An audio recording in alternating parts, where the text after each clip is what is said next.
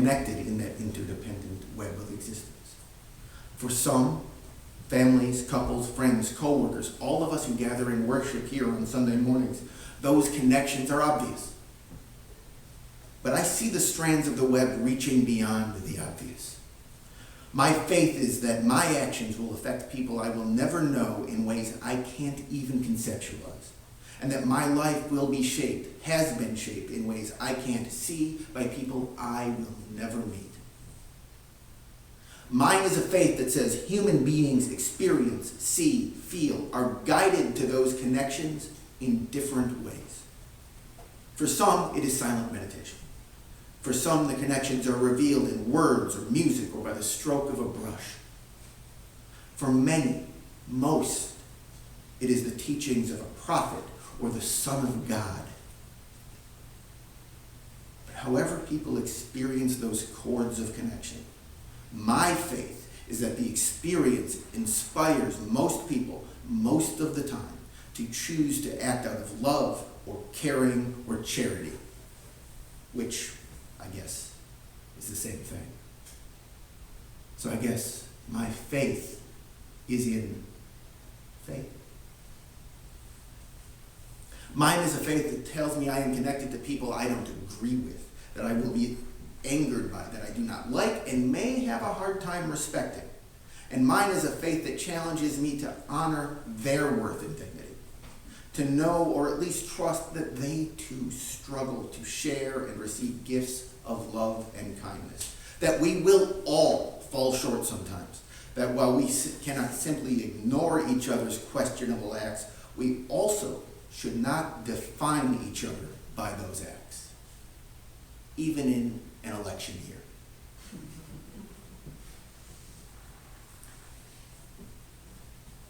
Mine is a faith that tells me that two people can overcome their own shortcomings, get past their despair and frustration with the people who set up a summer camp that was doomed to fail, so that they can come together with the neighborhood, with the single mothers and teenagers, to put on a summer camp for a little boy named Ted and all the kids in his neighborhood who need that break.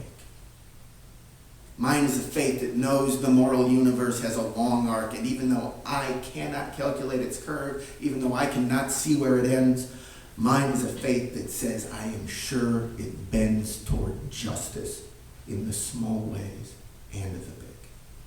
Because mine is the faith of warm pans of brownies from a woman you barely know, and police officers choosing to risk their lives to protect people they do not know, and of citizens holding those officers to their oaths, of bags packed with school supplies for kids we don't know, of getting up on a Saturday morning to walk at Bunker Hill to raise money to help families we will never meet, of wedding rings tying husband to wife and husband to husband and wife to wife. This is a talisman of my faith. It is outbursts of applause in moments of joy and hands held in quiet tears in the agony of loss. And it is all of those moments we sit together in between. A faith that knows everything isn't always going to be okay. Hopes that we can make things better and trust that somebody will try. And I see this faith all the time if I just take the moments to look. I ran the marathon last year. I ran with a group of people who I never met, well, I'll probably never talk to again, but we formed a community together that got me to mile 20 and a half, at which point my heart rate was 185, and there was a hill, and I said, we're walking now. At mile 21, I was feeling pretty done. I'm limping a little. And a woman I'll never talk to again reaches out with an orange cut for me to eat. I just said, bless you. And then, because I'm a little brain dead from running 21 miles, I don't know what to do with the thing. And somebody else comes running up and says, sir, I'll take that. That's my faith, that those moments will happen. that those connections we don't see make us better or give us the inspiration to be better. Will we fall short? Will we fail? Will we hurt each other? Absolutely. But my faith is that we will call ourselves to be our best selves together. Why are you here? It's the question I started with this morning.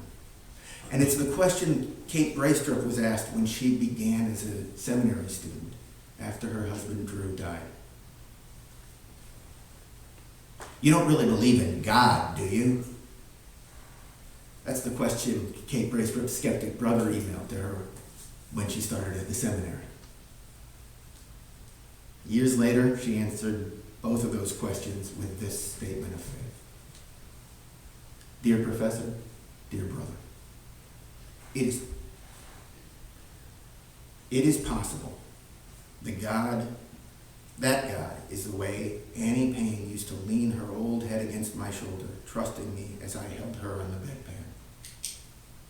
Drew's arms holding me in our fertile scent, Ron Dunham walking out of the woods hand in hand with a child lost, then found. It is possible that God is my neighbor with her pan of brownies, standing on my doorstep. It is entirely possible that the God I serve and worship with all my body, all my mind, all my soul, and all my spirit is love. It's enough. It's all the God I need. Amen to that.